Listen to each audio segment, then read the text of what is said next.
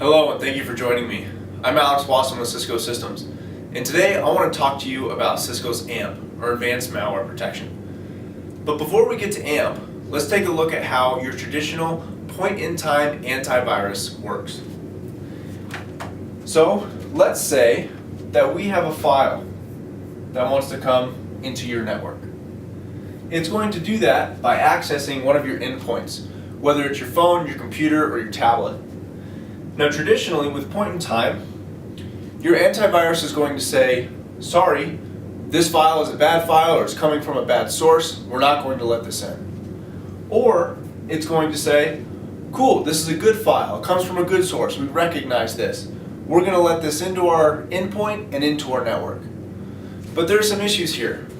What happens if this file that initially appears good becomes bad 6 months down the road?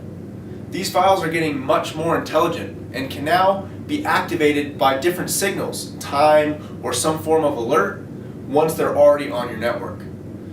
So with traditional antivirus or point-in-time detection, you're going to have decreased visibility regarding what files are coming in and out, as well as decreased control as to how to manage those. But the big point here is that the average time to detection with point-in-time antivirus is 100 days.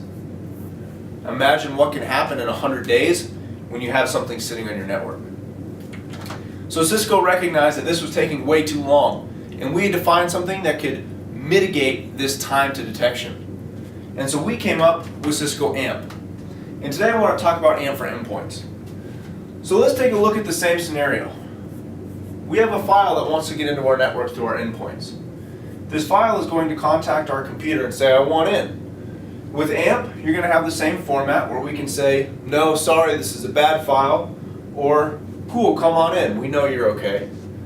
But now we take it a step further and we say, well, I don't recognize this file. I don't know where it's coming from.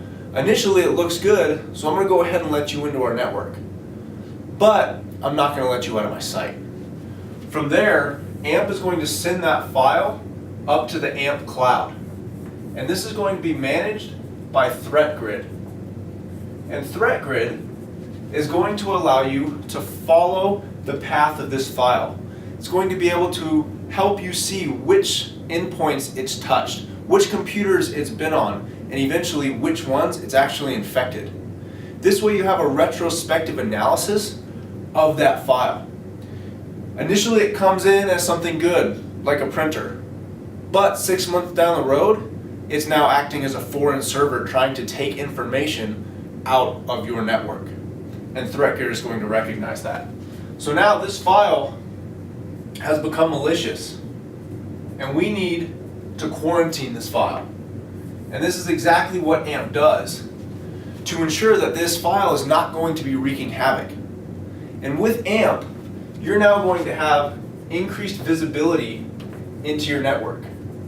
Because with ThreatGrid, you have that retrospective analysis to follow the path of these unknown files.